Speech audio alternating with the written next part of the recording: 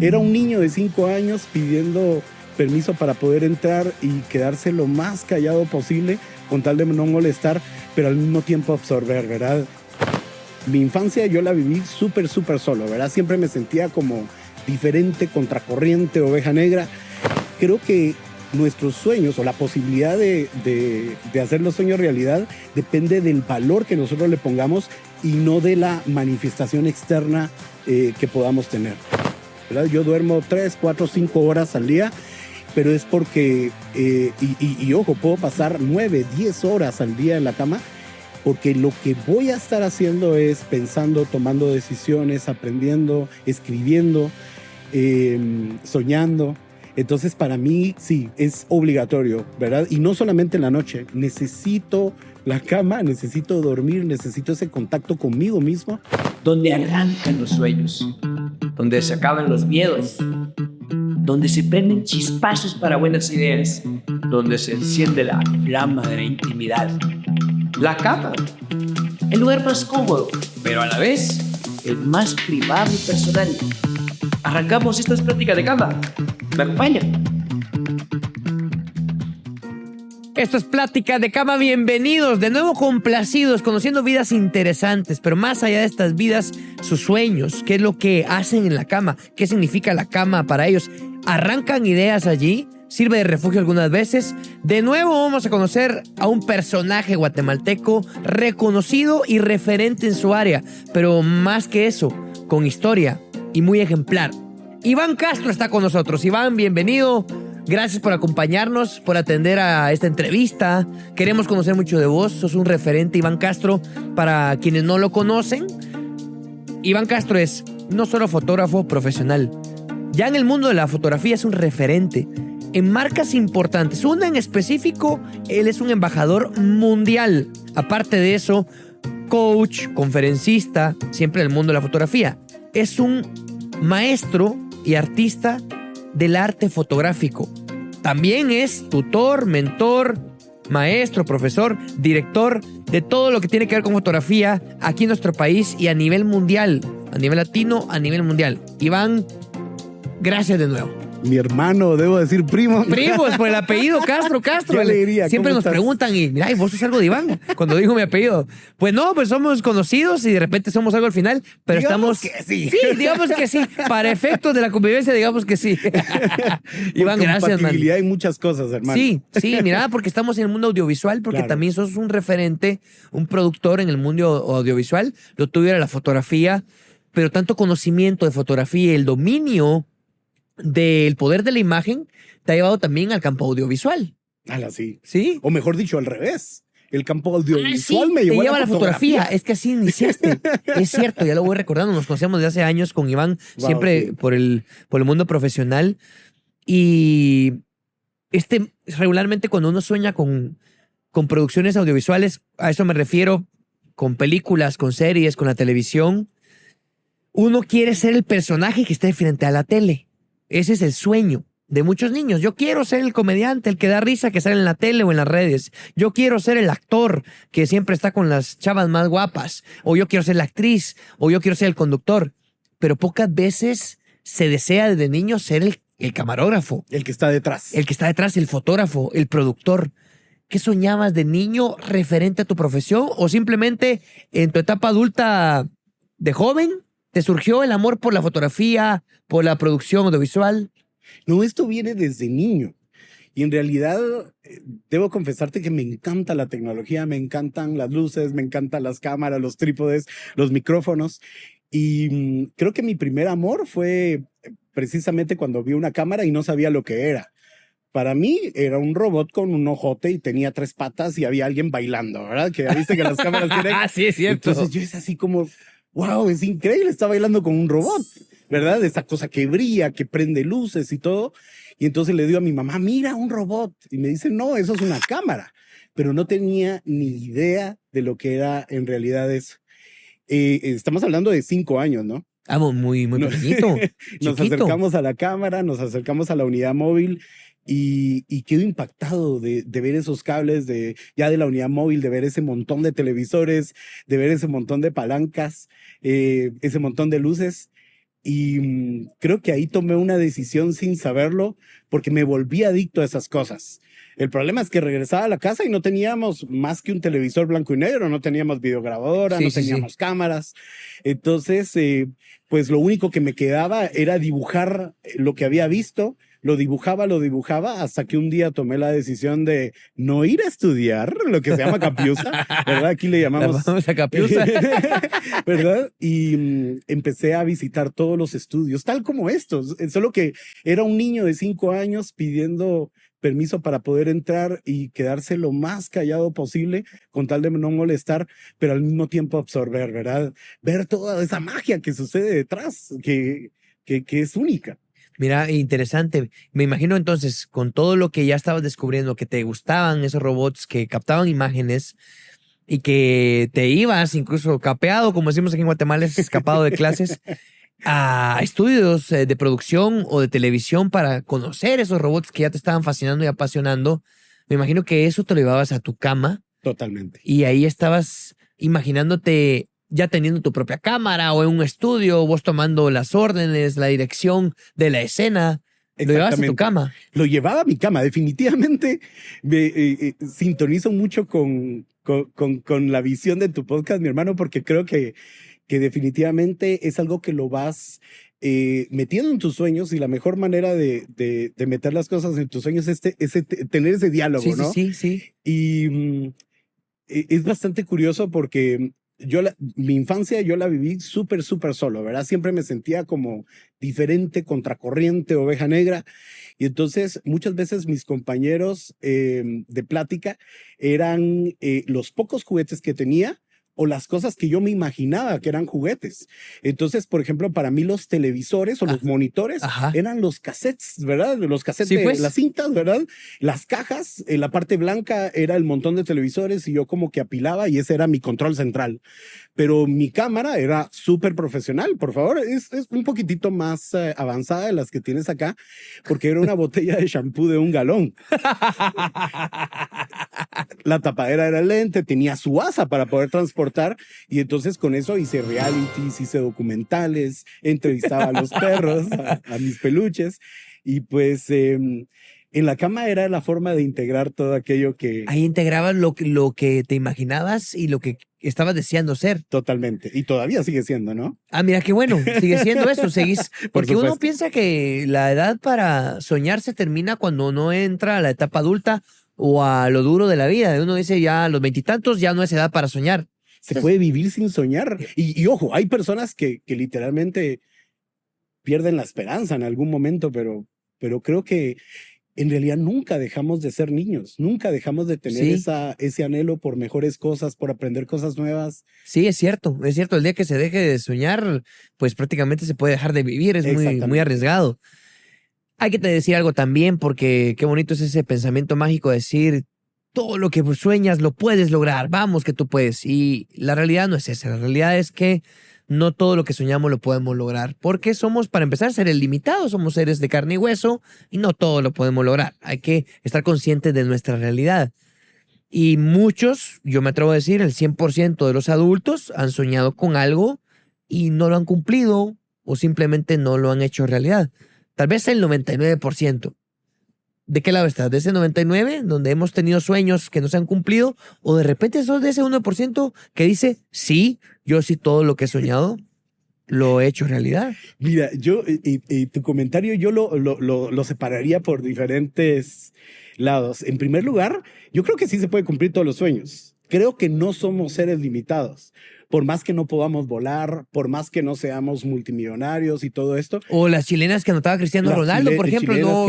Yo he intentado, lo soñé, pero no pude. Pero creo que la primera forma de poder llevar esto a algo más lógico es entender que nosotros no somos las cosas que hacemos o las cosas que nos pasan. Nosotros somos en realidad un conjunto de emociones, un conjunto de traumas, un conjunto de alegrías que es el resumen de esas cosas que nos pasan o que nosotros procuramos que nos pasan. Entonces yo creo que todo es posible siempre y cuando nos demos cuenta qué es lo que sucede en el interior y que lo que pasa afuera es nada más una evidencia de aquello que está ocurriendo. Entonces el problema es que nos ponemos muchas veces como meta ser mejor que Cristiano Ronaldo. Y ahí es donde nosotros vamos a estar 100% equivocados, porque ya existe un Cristiano Ronaldo en este mundo. Exacto. El problema es querer ser Ponemos alguien. Parámetros, es cierto. Pero tal vez nos podríamos preguntar si podríamos ser tan feliz como él, si es que lo es. Podríamos preguntarnos si podemos llegar a ser tan útiles como él. Sí, ¿verdad? sí. Entonces, creo que nuestros sueños o la posibilidad de hacer los sueños realidad depende del valor que nosotros le pongamos y no de la manifestación externa que podamos tener. Porque créeme, digamos, entiendo tu punto. Yo sí soy de ese 1% que ha cumplido sus sueños, por lo menos muchos de ellos, pero sí te puedo decir que una vez los cumples, sos tan mal agradecido, uno se vuelve tan mal agradecido que uno está pidiendo el siguiente. O sea, te das cuenta que ni siquiera haber logrado el sueño era pues el objetivo como tal, porque solo fue bueno, llegué, ya estoy acá, subí el Everest, llegué, o en mi caso vi las auroras. Vi las auroras y las grabé y las tengo documentadas. Así como, bueno, ¿qué viene? Entonces te das cuenta que nunca era la acción, nunca era el lograr el objeto, el comprar la casa, aquello que te pusiste como meta, sino que era cómo te sentías cuando lo estabas haciendo. Entonces los sueños sí son posibles, era pero el depende momento, de cómo te sientas. Ya, yo te capto la idea muy bien. No era tanto el conseguir lo material, en tu caso, por ejemplo, tener documentada una perfecta aurora boreal, claro, con una lente magnífica que siempre soñaste tener y que ahora tenés. No era eso, era el proceso que seguiste para conseguir la cámara ideal, la lente perfecta, en el momento, en el espacio, en lo maravilloso que es la naturaleza de darnos auroras en la parte boreal del mundo. Claro. No era la captura, sino era todo el proceso para llegar hasta ahí. Así es. Mira qué interesante. El proceso del sueño es lo que hace que se haga realidad cuando lo alcanzas. Esto es interesante. Somos ícaros, ¿verdad? Por ejemplo, yo sí sueño, pero sueño y creo, todavía lo creo, en llegar al espacio. Me encanta la idea y si te das cuenta siempre nos ponen eso como no todos los sueños se pueden cumplir porque no todos vamos a ser astronautas. Sí. Pero he estado tan cerca últimamente de lanzamientos, de experimentos en la NASA, que cada vez lo siento más cerca porque siempre lo quise. Y no sé si voy a llegar a subirme a una nave, no sé si voy a poder llegar al espacio exterior, pero precisamente como Ícaro, simple y sencillamente lo hacía y se construía las alas y trataba de llegar al sol. Tenemos que llegar a la conclusión que es el proceso y el querer lo que verdaderamente importa. Entonces, si nos quitamos entonces el título de ser mejor que Cristiano Ronaldo, no importa. Voy a jugar fútbol y lo voy a hacer con todas las ganas. Y me lo voy a gozar. Y me lo voy a gozar. Y ahí está, ¿verdad? Entonces sí se puede. Sí se puede, mira. La cama, cuando se utiliza como un producto, un artefacto para recuperar el sueño, para el descanso, es ideal, es perfecto, es lo que se recomienda, es lo que usamos los seres humanos que tenemos esa posibilidad porque no todos la tienen. Pero de repente también es un sitio tan íntimo que se devuelve tu refugio cuando te sentís vulnerable, con miedo, cuando querés recuperarte de algo tan fuerte, desde, por ejemplo, una pérdida económica, una pérdida humana, una pérdida material o simplemente el miedo a que te pase algo. ¿Has usado la cama como refugio? A diario. Yo me considero una persona absorbente, ¿verdad? Ajá. Ahorita estoy absorbiendo tu energía, la del equipo acá, y muchas veces me cuesta, no sé si a ti te pasa, pero, por ejemplo, cuando de repente llegas a cierta cantidad de gente y no puedes estar en un centro comercial sin que te pidan una foto o que te hablen, en el caso tuyo, ¿verdad? O, ¿verdad? Un autógrafo. No, o que simple y sencillamente la gente quiere hablarte porque te quiere contar lo que aprendieron en los miércoles de misterio. ¿Verdad? Quieren digamos, tener ese contacto contigo. Y que muchas veces el hecho de estar hablando, escuchando, sonriendo, como que te drena, ¿verdad? Sí, sí, sí. Y entonces yo me he dado cuenta que cuando doy clases, cuando doy una conferencia o simple y sencillamente estoy en una entrevista, necesito ese momento para refugiarme, ¿verdad? Para mí la cama significa esa recarga de baterías, no solamente por el sueño. Y debo confesarte que soy una persona que piensa tanto las cosas Ajá. que muchas veces mis horas de sueño son escasas, ¿verdad? Yo duermo 3, 4, 5 horas al día, pero es porque, ojo, puedo pasar 9, 10 horas al día en la cama porque lo que voy a estar haciendo es pensando, tomando decisiones, aprendiendo, escribiendo, soñando. Entonces, para mí, sí, es obligatorio, ¿verdad? Y no solamente en la noche, necesito la cama, necesito dormir, necesito ese contacto conmigo mismo, ¿verdad? Dejar el celular por un lado, apagar el volumen al mundo, porque es la Sí. única forma en la que me puedo regular. Como buen productor audiovisual, tenés que ser, antes que un buen productor audiovisual, un buen productor de ideas. Claro, Muchas ideas, según lo que te estoy escuchando ahora, surgen en tu cama. claro. ¿Qué idea puedes decir que es una idea buena, que te ha hecho muy bien o exitosa, que se te haya ocurrido en la cama? Todas. A ver, ¿cómo? Algo que se te ocurrió en la cama y mañana voy a intentar esto. Y en la cama se te Mira, ocurrió y lo vas a poner en el ejercicio en la práctica y te sale. exactamente. Y ojo, para mí cama es cualquier superficie horizontal, ¿Sí? porque he tenido, digamos, cuando fui muy pequeño, pues tuve una época en la cual me tocó dormir algunas noches en la calle. Cuando he viajado a las expediciones, me ha tocado dormir en lugares incómodos. En alguno de los trabajos que tuve, que era de eventos, me tocaba dormir en la parte trasera de un camión sobre las bocinas que pellizcaba cada vez que saltaba el camión. Eh, pero precisamente es en ese momento donde puedo dar rienda a cierta mi imaginación. Y precisamente como soy muy creyente de los sueños, para mí, cada cosa que termino leyendo o viendo en un documental o platicando con una Ajá, persona se convierte como en una obligación, se convierte como en una misión. ajá. Entonces, por ejemplo, imagínate que tú y yo nos ponemos a platicar, qué sé yo, que en la China hay un experimento o que hay un paisaje.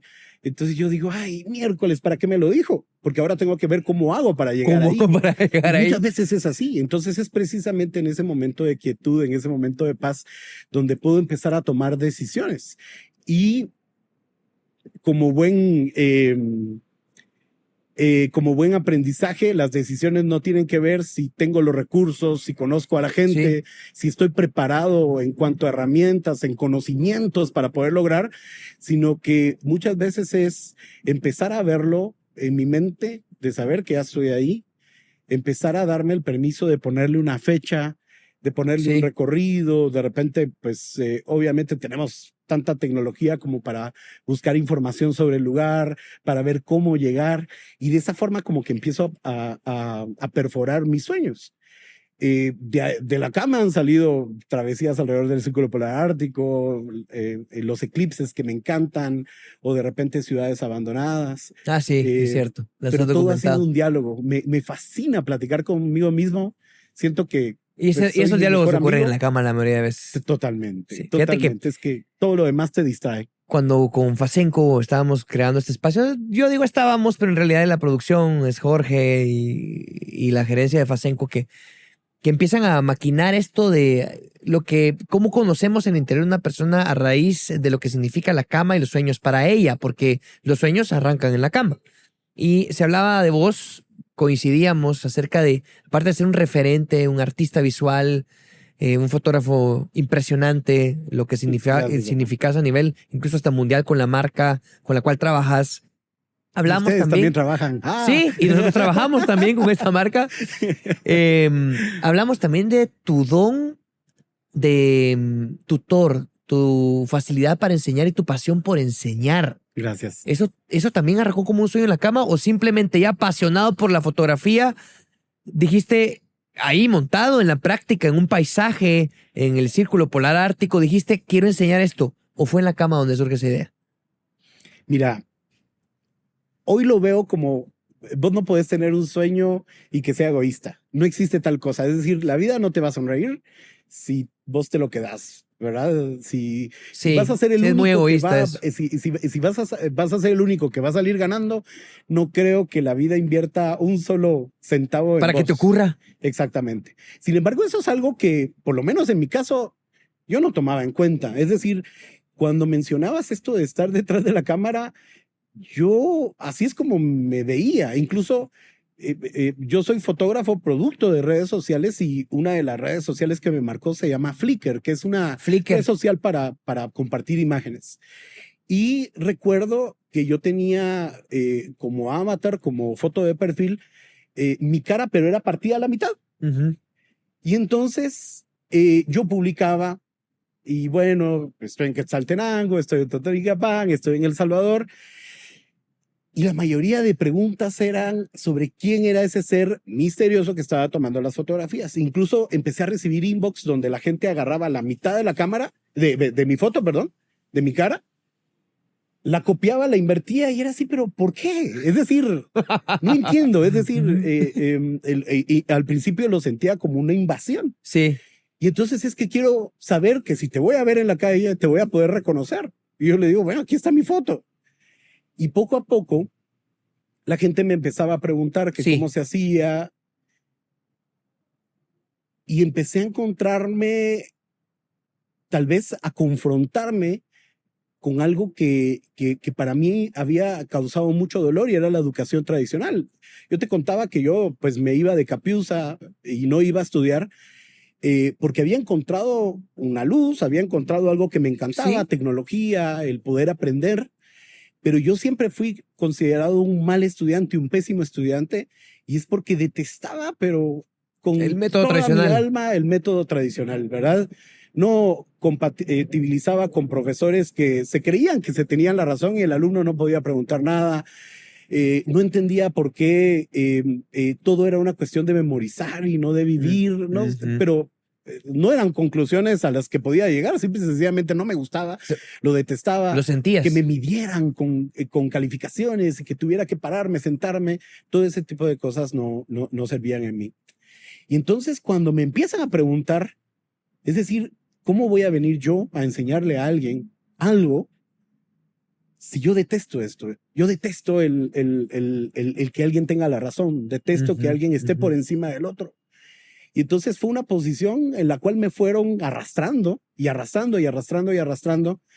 Y al mismo tiempo empecé a entender que no me gustaba estudiar, pero sí me gustaba aprender, que son dos cosas completamente distintas. Exacto, distintos, son dos verbos distintos. Y entonces también entendí que mis verdaderos maestros eran estas personas que están aquí detrás de la cámara, que yo me podía acercar y yo le podía preguntar, mira, pero ¿por qué pusiste la cámara así? Ajá. ¿Por qué pusiste la luz o así? cómo hiciste para. ¿Cómo hiciste para? Y con todo el amor y con todo el gusto me decía, mira niño, esto se hace así y esto funciona para esto. Y me di cuenta que sí había tenido maestros y que sí había cursado, ¿verdad? ¿Sí? Los cursos que yo tenías quería, cursos, ¿verdad? Y entonces, y tal vez el punto de quiebre fue que me enteré que pues había una gran cinemateca pues aquí en Guatemala y que se había invertido mucho, pero muchos recursos en que una persona aprendiera.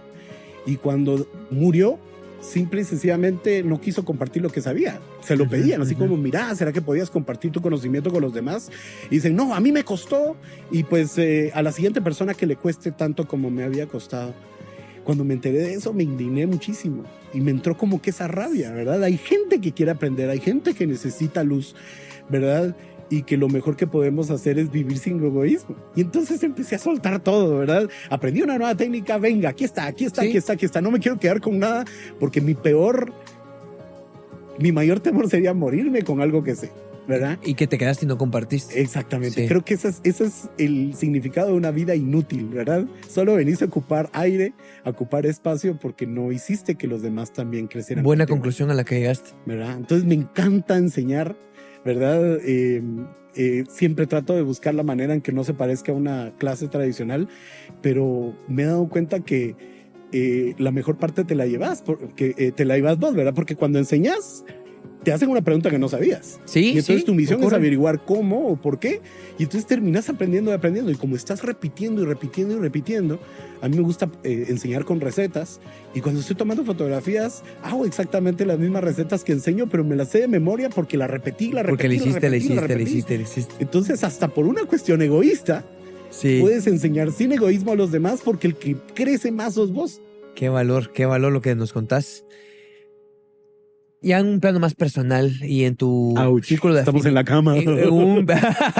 Estamos en tu intimidad. En un plano más de afinidad y sentimental.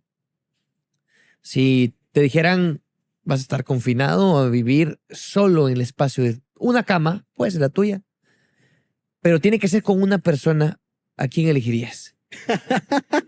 Con una persona. Con una persona. A mi novia. El resto de tu vida. Al resto de tu vida. A tu novia. A mi novia. Sí, a tu pareja. Ariana. Muy bien. Sí. A Diana, tu novia. Perfecto. Que por cierto es fan tuya. Ah, un abrazo para Diana. No, hombre, es de lo que se hace, a ella le gusta, de plano lo compartimos ahí con mi esposa, me imagino. Así es. Iván, ¿hayas compartido cama alguna vez? Ojo, Diana, si nos estás viendo, no es algo sentimental. ¿Con quien hayas compartido cama alguna vez Vamos a ir a unos cortos comerciales. Ajá. que ya no pudiste volver a compartir cama con esa persona por cualquier razón, porque vive lejos, porque ya no está entre nosotros, por cualquier razón? ¿Con quién te gustaría volver a compartir la cama? Creo que nunca dormimos juntos como tal, pero creo que mi papá. Con tu papá. Sí, totalmente. ¿Tu papá vive? Escuchar. No, ya vive en otro lado. Sí, en otro plano existencial, Pero está ¿verdad? vivo. Sí. Y sí, creo que sería muy lindo, ¿verdad? Me Y diste sobre ahorita todo a en- esta altura de la vida poder platicar y me encantaría. Es algo impresionante. Ahora también estoy en las mismas que vos. Mi papá Claro. está en otro plano existencial Así y es, si me preguntan, pues respondería algo parecido. totalmente. ¿Tuviste una plática en alguna cama, en tu cama o en la de alguien más, muy profunda que te haya marcado de por vida? Totalmente. ¿Te recordás alguna? ¿Nos puedes mencionar alguna? Totalmente. Fíjate que sí, digamos, para mí una de las formas de sentirme vivo es viajando, ¿no? Ujú. Prácticamente todo lo que hago tiene como ese fin. Es decir, si yo voy a hacer un trabajo, es porque voy a juntar dinero para un viaje. Y al principio viajaba solo, sobre todo para tomar fotografías y como tal lo hemos platicado, todo ese tipo de cosas merecen ser compartidas. Y me ha tocado compartir habitación muchas veces, pero muchas Cuando uno sale de veces. trabajo pasa, sí. Totalmente. Y qué lindo cuando hiciste que tu día fuera interesante, ¿verdad? Que le pusiste anécdotas, que le pusiste errores. Hay muchas razones por las cuales reírse en medio de un viaje porque nada sale como uno espera. Entonces, he tenido pláticas súper buenas. Ahorita que lo mencionas, pláticas, por ejemplo, con mi amigo René Arriola, hablando de lo agradecidos que estábamos con la vida, ¿verdad? Porque nos hemos sentado en mesa de reyes, ¿verdad? Sí. Hemos estado con autoridades que nunca pensamos, ¿verdad? En situaciones gigantescas y al mismo tiempo hemos estado en las casas más humildes y compartido experiencias sumamente humanas. Y creo que es eso, ¿verdad? Cuando ya pasó el ajetreo, cuando ya pasó el ruido, cuando ya apagaste la cámara, cuando estás preparándote para dormir, allí es donde siempre vale la pena, ya sea que estés solo o estés acompañado, hacer ese resumen, ¿verdad? Sí. Y precisamente creo que es lo que más disfruto. Y tal y como esto, ¿verdad? Ahorita estamos en una cama, estamos en un lugar y Tienes una plática profunda, en una relativamente. plática Sí. profunda. Sí. ¿Has llorado en la cama, Iván? Varias. Sí. ¿La más fuerte o la que recordé más reciente? Sí, totalmente. Fíjate que a mí me pasó que recibí, se cayó como un gran telón en mi vida, en el cual me di cuenta que había estado como en situaciones que yo mismo me busqué rodeado de personas dañinas. Y entonces el problema es que se abrió el telón, pero de un solo. Entonces era así como, ok, he estado rodeado de tantas personas. Y ese shock fue fuerte, ¿no? ¿Te abrumó? Sí, súper fuerte. Hasta el punto que prácticamente por un par de años dejé de tomar fotografías Qué y fuerte, puedo decirlo ¿Tu pasión? abiertamente. Sí, puedo decirlo abiertamente. Fueron 2 años de depresión, 2 años de sumo dolor. Lo primero, porque me di cuenta que nunca me había puesto a pensar que existía el mal, ¿verdad? Para mí el mal era así como que lo vi en una noticia y existía Sí. afuera, y de repente te das cuenta que estás rodeado de gente dañina, y poco a poco empezás a quitar esa carga, esa culpabilidad hacia los demás, y te das cuenta que en realidad para que eso pueda existir es porque tú lo permites, ¿verdad? Es tan malo el que lo hace como el que lo permite. Y entonces darme cuenta de la responsabilidad que tenía sobre eso fue muy fuerte, ¿no? Y es bastante curioso, pero yo normalmente soy como muy abierto ante la gente, me encanta platicar y Sí, todo relajado eso, y platicador, sí. pero, Sí pero en sos. realidad soy muy, muy, muy introvertido, no en el sentido de me pones en una cámara y te voy a contar un chiste, pero yo por lo general no soy una persona que busque hablar, que busque de repente, digamos, estar acompañado. Más bien disfruto muchísimo la soledad, es que Es la que fíjate amo. que en tu caso, es que quienes conocen a Iván han trabajado con él, lo han visto, y cuando da conferencias, incluso cuando da cursos, clases, la gente va a decir, no, mentiras, y Iván es muy platicador, pero una cosa es, Iván platica porque uno le busca la plática, porque uno dice, mira, ¿y cómo fue la experiencia allá en el Círculo Polar Ártico? Mira, y estas fotos que fuiste a tomar a no sé dónde, ¿cómo lo hiciste? Mira, ¿y qué lente usaste? Mira, ¿y cuándo vas a tener otro curso, otra conferencia? Regularmente es porque te damos plática. Claro. Buscamos tu vida, tu carrera es tan interesante que siempre te damos plática. Yo tengo 1000 preguntas para hacerte. O sea, pero eso no son para pláticas de cama, sino pláticas más que todo de la carrera de Iván, Claro. porque su carrera es muy intrigante, muy interesante. Por eso es que ahí te abrís y platicas, pero regularmente no buscas hacerlo, sino si preferís estar solo. No, y es Disfrutar más, de la soledad. si nos ponemos a platicar y me empezás a preguntar que sobre el viaje y todo eso, por supuesto que te voy a contestar, pero lo más seguro es que en cuestión de segundos te voy a cambiar el tema, ¿verdad? Vuelvo y lo repito, una vez te das cuenta que el trayecto y el proceso es lo importante, que me vengas a felicitar porque logré tal cosa, porque recibí tal premio, porque trabajé para tal cliente, me parece lo más... No sé. Es banal. Ni siquiera es banal. Ajá. Exacto. Ni siquiera perdería tiempo en eso. Es más, cuando me dan un diploma siempre los tiro. No tengo un solo trofeo en mi casa, no tengo nada, ¿verdad? Más allá de... me obligué a tener fotografías porque no tenía fotografías puestas, y las fotografías que elegí son fotografías que significan algo para mí y no por la técnica o porque llegué más lejos, ¿verdad? Ese tipo de cosas no funcionan conmigo y muchas veces no funcionan cuando hablo con otra persona. Las cosas más valiosas no están en eso, no radican en eso. Exactamente. Y entonces cuando estoy en este proceso donde decido, hey, voy a alejarme de todo, ¿verdad? Voy a ver qué es lo que está pasando adentro. Por supuesto, habían noches en las que simple y sencillamente no sabía qué era lo que estaba haciendo. Es decir, sabía que estaba triste, pero también entendía el por qué. Y nunca había abierto la caja de Pandora como para decir, esto me duele, pero no lo voy a quitar. Lo voy a poner sobre la mesa y vamos a ver qué me dice. Fueron 2 años súper difíciles.